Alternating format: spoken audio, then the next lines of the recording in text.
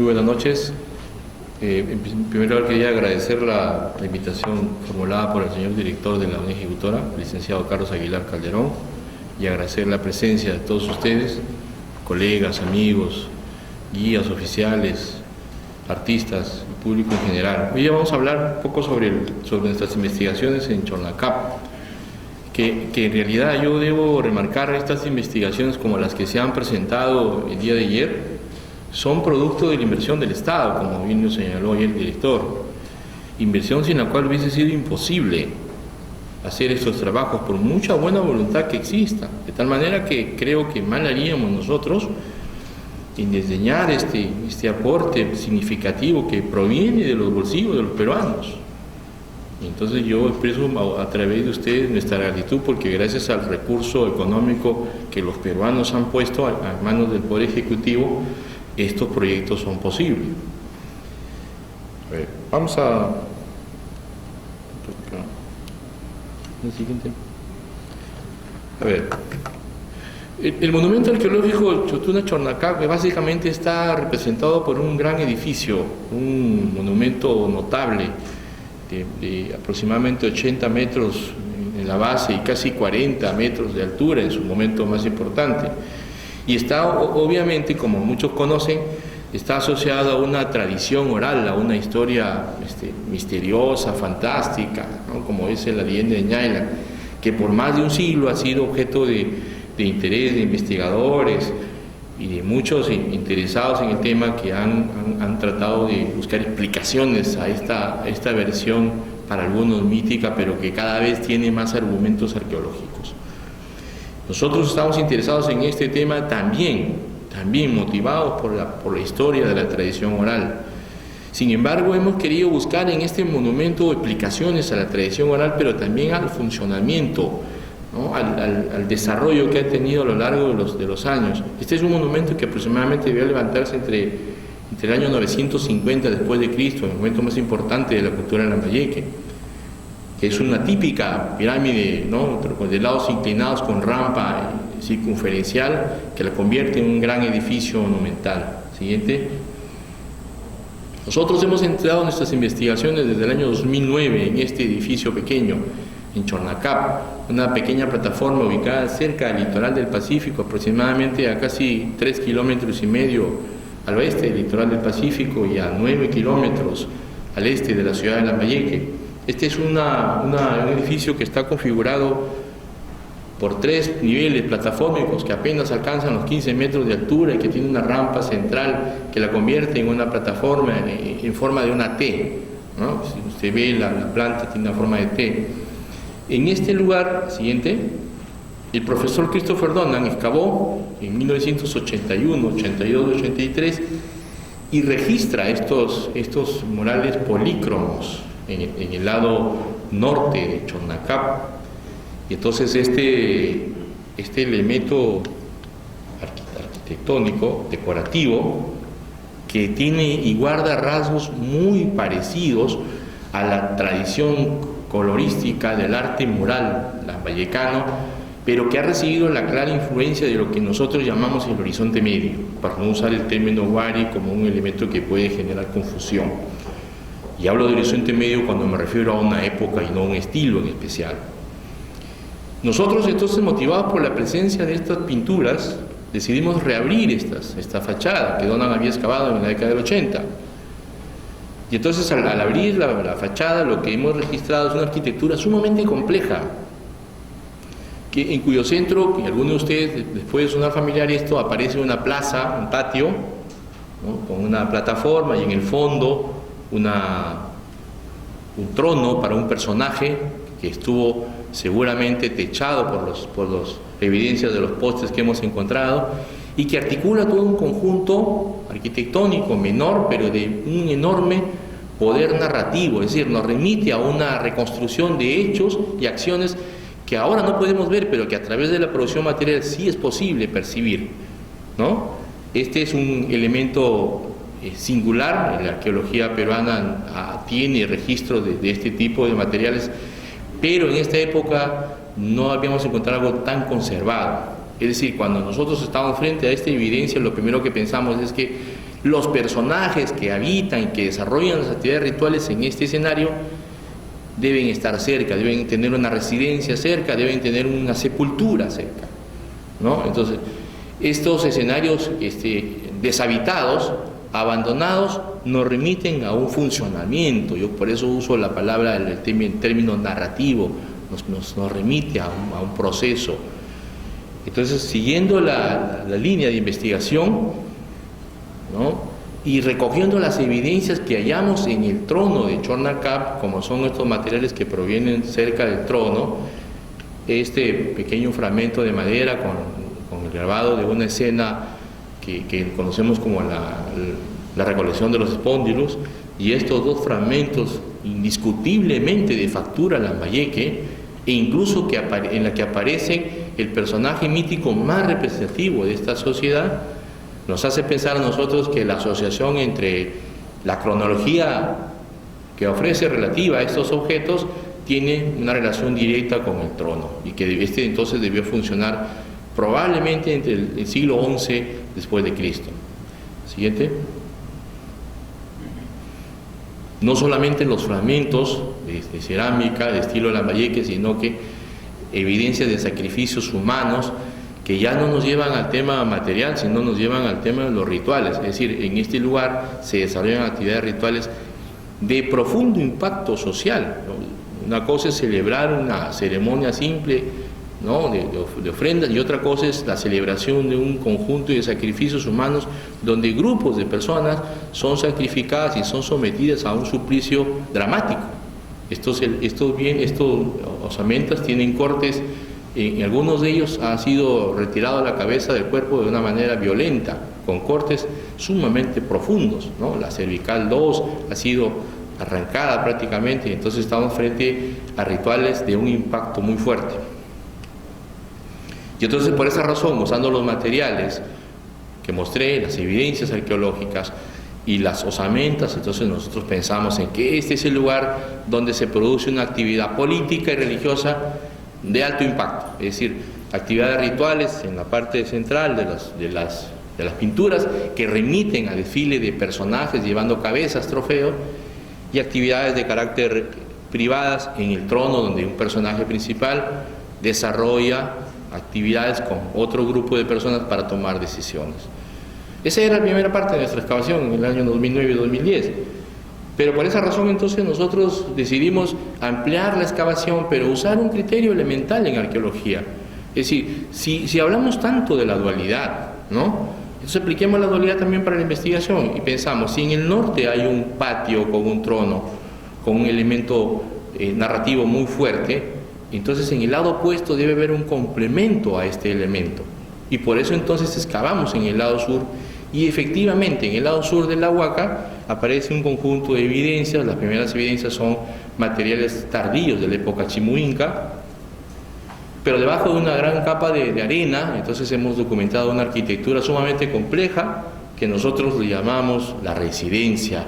Originalmente le llamamos el palacio, pero uno de nuestros colegas aquí presentes tuvimos una fuerte discusión sobre cómo debemos denominar, ¿no?, el término palacio o residencia, y creo que el término residencia se ajusta más a nuestra realidad, porque a veces usamos términos occidentales que no tienen ninguna relación con las evidencias arqueológicas de la zona andina. Este es un escenario fantástico, es una residencia donde existen una serie de elementos arquitectónicos que giran en torno a un altar principal y un altar menor, que se conecta por intermedio de esta especie de área de transformación, la misma que tiene en sí un conjunto de elementos de recorridos que articula espacios, escenarios, y que nos permite establecer que este elemento fue construido con una función estrictamente ritual, pero también de carácter habitacional. El lado opuesto a la residencia es un área común, es un área como de servicios, donde aparecen pequeñas habitaciones con puntos para abastecerse de recursos. Entonces, aquí parece que la actividad está relacionada con grandes concentraciones humanas para festines.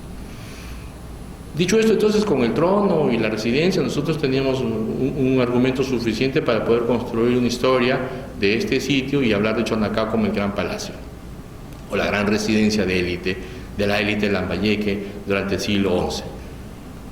Sin embargo, aparece un conjunto de ofrendas, un conjunto de intrusiones que nos llevan a registrar una serie de episodios funerarios de personajes de orden intermedio, ¿no? Algunos de ellos con ofrendas humanas, pero una de las principales intrusiones que hemos excavado es aquella en la que ha sido documentada la tumba de la sacerdotisa de Chornacá, que guarda en su sepultura un conjunto de ofrendas de un enorme valor. Podríamos decir nosotros que estamos hablando de un personaje que tiene la capacidad no solamente de ser sepultada con 8 personas en una tumba para ellas, ¿no?, exclusivamente, sino que tiene bienes de un enorme valor que provienen de muchas regiones, del Ecuador, de la zona oriental, de Cajamarca y del sur. Entonces es una especie de líder, ¿no?, política y religiosa que tiene control y dominio en Chornacá y que además construye una relación muy estrecha con la gente de Cajamarca. Debajo de estos conjuntos de ofrendas aparecen las telas pintadas que aluden a un tema frecuente en la arqueología de Lambayeque, como es la luna y el mar. También aparece un conjunto de pisadas que hacen referencia a un evento de cierre de la tumba con un proceso de agua, y estas pisadas que dan la impresión de que el fardo que está dentro es como una especie de semilla y el agua es la que va a hacer fecundar esta semilla, ¿no? Entonces ahora tenemos el fardo, apenas a 60 centímetros encontramos el fardo con todo el conjunto de bienes. Yo cuando me refiero al fardo estamos hablando de un personaje sentado, flexionado, por lo tanto muchos de los bienes han caído, ¿no?, por la presión misma del relleno, y ha sido muy difícil recuperarlos en forma intacta porque han estado presionados por el relleno. Un fardo con una máscara con lágrimas, como si este personaje expresa un sollozo en el momento de su sepultura.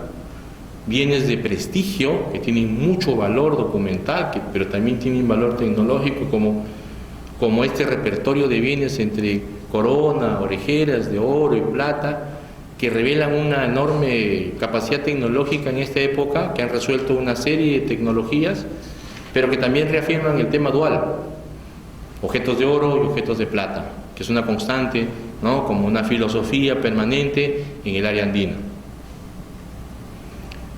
Objetos que revelan el poder de este personaje, como este cetro de oro, en la que aparece un personaje en un podio instalado con un techo, como si estuviese en un escenario especial.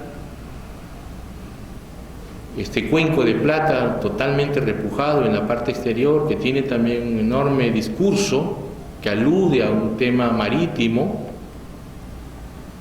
Vasos bimetálicos, es decir, todo un conjunto de bienes, ¿no?, que revelan no solamente el poder, la autoridad, el rango del personaje, sino el conjunto de elementos que son su propiedad, porque, ojo con esto, los bienes no han salido de una fábrica.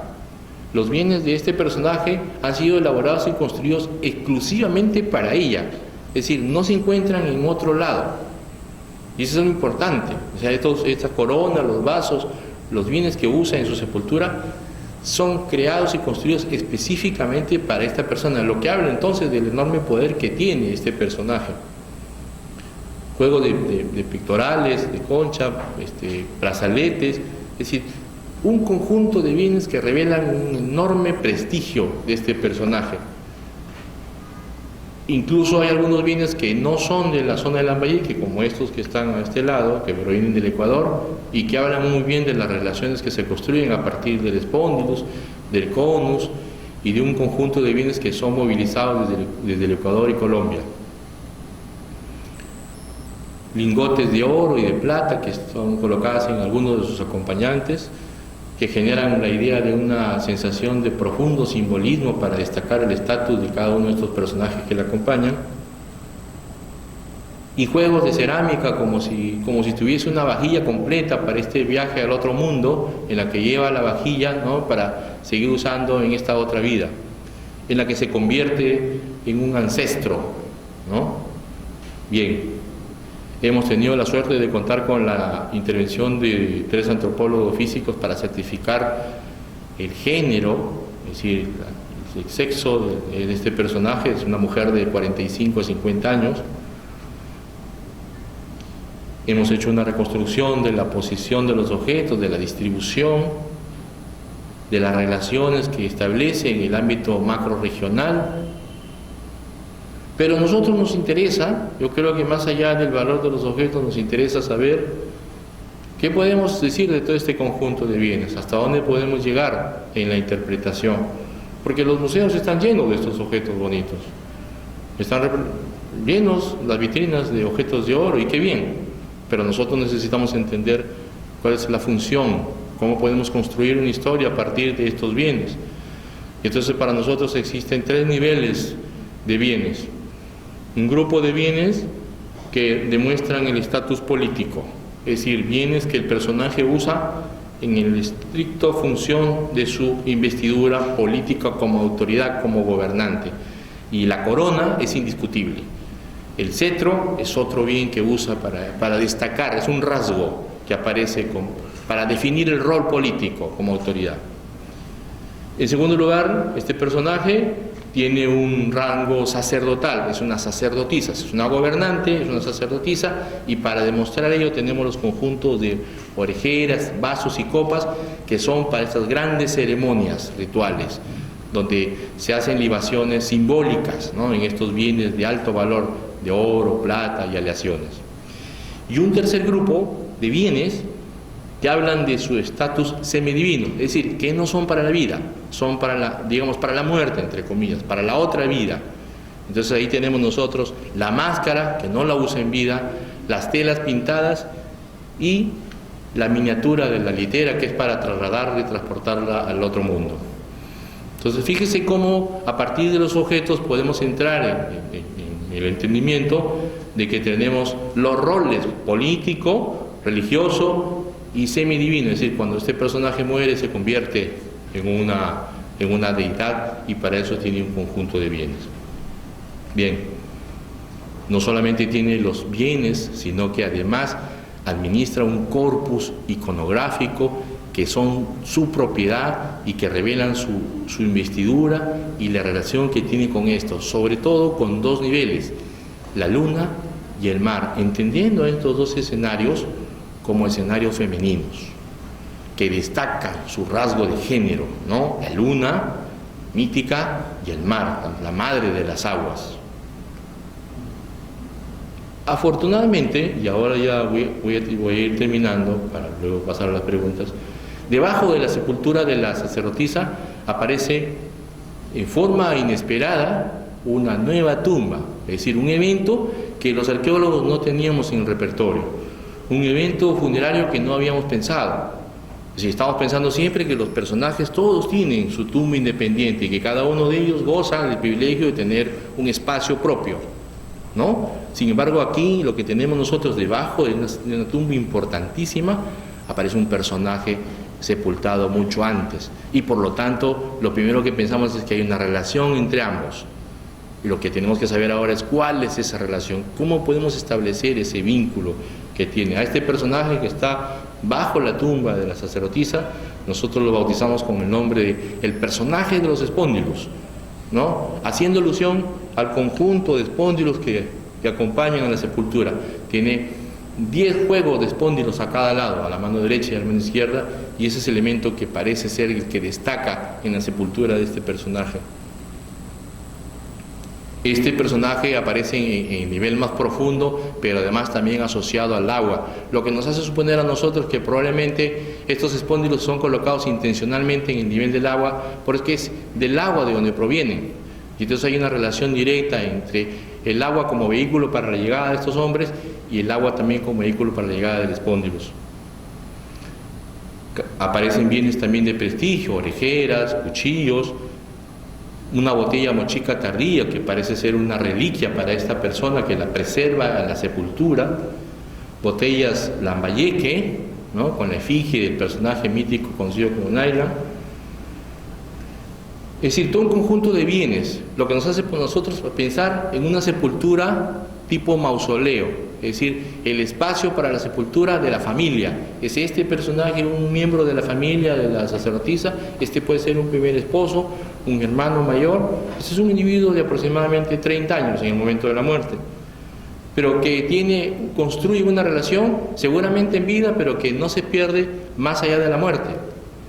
Y entonces lo que tenemos nosotros es esta superposición de la tumba del personaje de los Spondylus, la residencia y luego la tumba de la sacerdotisa de Chornacab. Ambos forman parte de un espacio común, pero en momentos diferentes.